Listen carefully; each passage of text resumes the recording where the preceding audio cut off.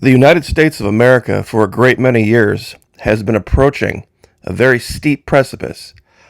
Well, now we have arrived at the edge of an abyss, and we need to choose whether the path that we're on is more difficult to deal with, or whether we should take a step off into the unknown. This whole issue with USAID and foreign aid and all of the abuses, it's opening a can of worms that, when you think about it critically, doesn't really make a lot of sense. Now, in this video, I'm going to show an aspect of this that proves people are completely operating emotionally about it, and they're not thinking clearly as they would in their regular everyday lives. A lot of folks think that for us to truly have a reset, for us to truly reclaim our country, reclaim the direction the founding fathers had dreamed for us, that we need to put an end to Washington, D.C., period. And believe me, I'm right with you on that. But I don't labor under any delusion that the destruction of Washington, D.C. would see in my lifetime any benefit. It would take centuries to rebuild, not just for this country, but for the globe entirely. There's a lot of folks out there, and, I'm not against being prepared. I'm not against having woodsman skills and having survival skills, but there are people out there that have tried to polish this up and make it seem like it would be such a great existence to be back to nature. You got mom in her hammock, reading her little book all cozy over here, and you got looks like little sister has figured out how to add water to her MRE to make a warm meal. And of course, little Johnny, he's here eagerly watching some fish with, Rover standing guard, and dad has chopped some wood to keep the fire going. It's all this pretty nonsense about what tactical camping is all about. Is USAID set to die? The future of global aid. What do the two have to do with each other? Well, we have survived in this country for a long time with USAID being in place and not realizing that it was ameliorating the rest of the world from action. The whole bread and circuses thing, you lead with bread, right? Well, we have been providing bread for a lot of people that if we start taking it away, they're going to start thinking to themselves, now there is no real good reason to not destroy the snake, to not completely get on board with taking down America. See, there's those that have hesitated. They didn't like us. They didn't think we were great. They didn't think we were a wonderful country, but boy, their countries sure got a lot of money from us. They sure did. And now that that's starting to dry up, or people are threatening to have it dry up, it's going to change things real quick. 3 minutes in, as always, I want to say thank you to everyone who continues to join us over Florida Lucky Patreon channel. Brand new video up there, last 48 hours. Believe me, it's one you're definitely going to want to see, because there's something that we used to use years and years ago when I was in Army interrogation, when I was in the military. It was a tactic that we used to break people. And now it's something that people do to themselves voluntarily. And they wonder why. They wonder why they're so tired all the time. They wonder why they just can't recover from things. Love to have you over there. This says $1. Unfortunately, this base level, we've had to recently move up to the $2 level. It was just unavoidable. So base level video over there, there's hundreds and hundreds of them going back many, many, many years. It's not like just a repeat of the videos you see here on YouTube. There are videos over there that are on YouTube. The vast majority of the videos over there are not on YouTube. So, like I said, 4 levels, 2, 5, 10, and 15. Ignore this little one up here. God bless all of you who have joined us. Fully refundable first 90 days, no questions asked. Let's get right to it. Let's listen to Bender from Futurama. Well, Florida Maquis, after everything falls over, starts to, completely collapse, and we have to start over. We'll start our own government with blackjack and hookers and all this other great stuff. And it's funny in a cartoon, but this is the reality that I think people are looking at, is that, we want to go back to the wild, wild west of doing government. But I have a question, 4 minutes and 50 seconds in, and this is going to be the meat, the heart of this video. What do a farmer, upper left, an Uber driver, upper right, a prostitute, lower left, and a soldier in the military, lower right, what do they all have in common? They all have something in common that when you think about it, you're like, wow, that's true. I had never thought about that this way. What is the thing they have in common? They don't care where the money comes from, and they're not about to volunteer where they got their money. Let me give you an example. Farmer decides to invest a bunch of money, plant a big crop, takes it, puts it out to market, and then somebody buys the crop. He doesn't care where the person who's buying his crop got their money to buy his crop. As long as they pay him what he's asking for it, he could care less. And he's not about to sit and answer any questions from the person buying his crop, asking him, okay, Mr. Farmer, I'm giving you your asking price for your corn, let's say. Okay, what are you going to do with this money now that I purchased this? It's not their business, is it? Just like it's not his business where they got the money. Same thing with an Uber driver. Got a pretty little woman here. She's taking this guy for a ride, and he's like, I want to give you a tip, $2-3. Maybe I'll give you $5, but what are you going to do with that extra $5 tip, Miss Driver person? It's not his business, is it? He can either tip or not, but she's not going to sit there and answer a bunch of questions. And conversely, it's not her job to sit there and ask him where he got the extra money to tip her. You can apply this to prostitution. That's pretty simple. She doesn't care where he got the money. He doesn't care what she's going to do with it. The reason I included soldiers in the lower right here is I think a lot of people probably who've never been in the military, they'd be shocked to learn that the vast majority of young soldiers, sailors, airmen, Marine, guardsmen, whatever you want to call them these days, the vast majority blow their money, their paychecks on booze and prostitutes. And you're paying for 3 meals a day in a chow hall for them.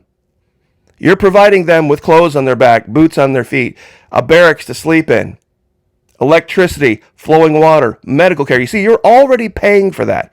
That even if you didn't give them a dime, they'd be fine. But they still get a pretty decent paycheck. And they go blow it. And they blow it to the extent that one of the biggest businesses outside of bases is check advance places. That they blow so much money that by the end of the month, they can't even pay their whatever bills they might have, like a phone bill or whatever, that they got to take out cash advances. That's how bad they are with your money. Now imagine it from the soldier's perspective, though. If you went up and said, hey, you're supposed to be defending our country and being honorable and being an example for everybody. You don't need to be going out and dealing with ladies of the night and getting drunk all the time. And they'd probably turn around and tell you, well, look, I signed a contract. This is how much they said they were going to pay me. And they own me, lock, stock, and barrel, 24/7, 365 for the next 4, 6, 8 years, whatever they signed up for. What I do with my money is my business. Isn't that the basis of life in America? Whatever you do, how you earn your money, when you go buy something, you're not expecting to be questioned, are you? You're not expecting to be questioned. You go down to your local farmer's market and you pull out the cash, you get your little bundle of bananas or your pecans or your watermelon or cantaloupe or whatever you're going to get. And you go there and they've got a little cash box with some change in it, and you give them some cash for it, and you don't ask them. For all you know, they could be dealing, something else out of here too that, maybe that's not really produce related. Let's put it that way. Not your business. And it's not their business where you got your money. Right? Now, let's think about this in the context of USAID. We go throw all these countries all this money for this, that, and the other, and whatever they use it for, it's a bribe.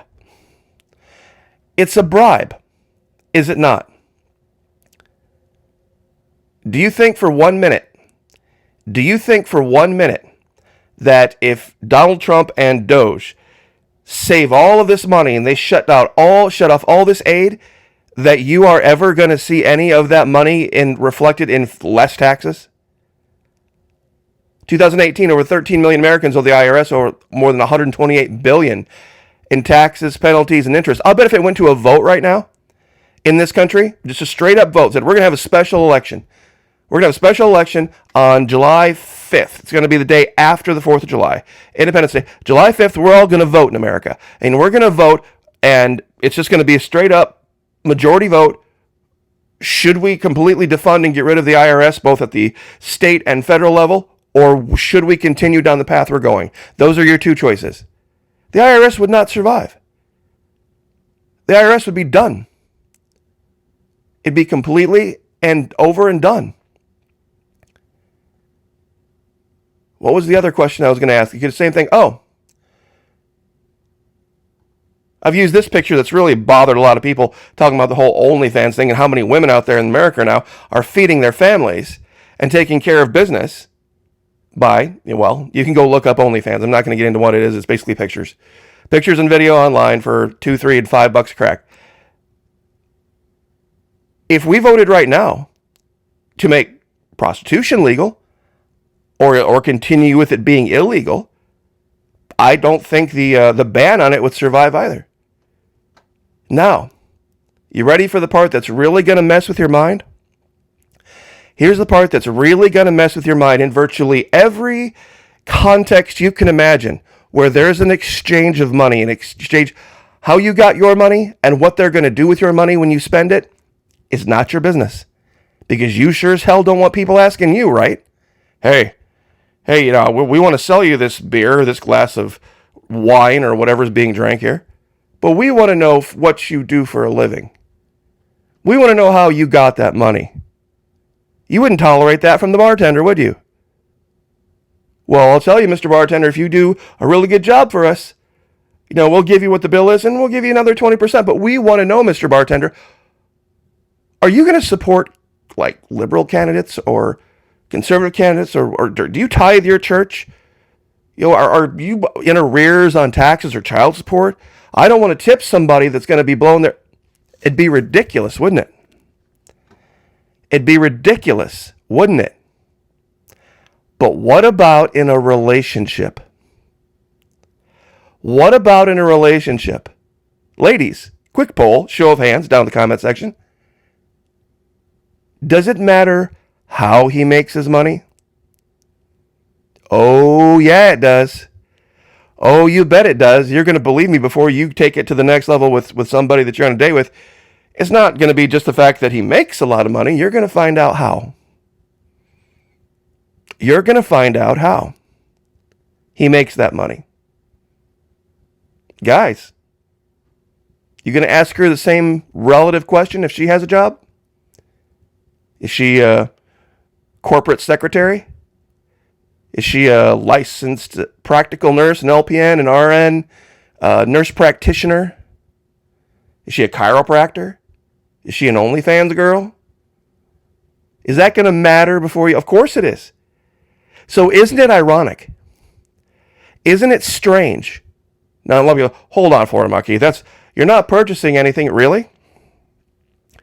Really? Go look up the roots of marriage and the marriage contract and dowry. And the reason it's always usually traditionally the parents of the bride that pay for everything. And even they would have questions for him. Right? So why is it in this particular scenario how one has come across the financial wherewithal that they have? Why does that matter so much when virtually in every other possible scenario you can think of, it's inappropriate to ask? Can you tell me another scenario other than personal relationships where it's a man and a woman getting together to have a life together, where it's appropriate to ask how money was gotten? How it was gotten. Well, let me ask you this. When was the last time you asked somebody where you went to purchase something or somebody bought something from you, where how the money was attained was relevant to the transaction? Where how the money was attained was relative to the transaction. You'd be surprised. You'd really be surprised. Seems innocent enough, doesn't it? Seems pretty wholesome. Just your little roadside stand. You would probably be shocked at what goes on in the lives of the people that rely on this to support themselves. Kind of interesting, isn't it? So, once again, U.S. government takes your money in the form of taxes. You're not going to get a tax break no matter what happens with USAID. They are going to take, go ahead and try it. Go ahead and try it. Try not filing taxes. Try to say, you know what, that's it. I'm done. I'm not paying federal taxes. I'm not filing taxes anymore. Go ahead and try that and see what happens, because you don't agree with government doing this, or you don't agree with government doing that, or this other thing. Go ahead and confront a soldier. Go ahead. Next time you see you're out and, you're in a bar somewhere, or you're at an establishment, or you're in line at a cash advance place, maybe you see somebody in uniform, somebody who's in the military. Why don't you go give them the third degree on the lack of financial discipline they have, and start reading them the Riot Act? Wildly inappropriate, wouldn't it be? Same thing with somebody giving you a ride, or you giving someone a ride. Same thing with the farmer. Same thing with the prostitute. You going to start your own government with blackjack and hookers? So, I will leave it there. God bless. Thank you for your support. Very, very much appreciate it. We're going to get a lot more into topics like this, and even farther into it, over at Patreon. 4 levels, 1, 5, 10, and 15. Actually, pardon me, I misspoke again. Gosh darn it. It's now 2, 5, 10, and 15. I apologize for it having to go up. There was no other way around it with all the fees and everything. So, love to have you. God bless. Pray for each other. Pray for me. I'll pray for you. Lift each other up. Like, share, subscribe. See you guys next time.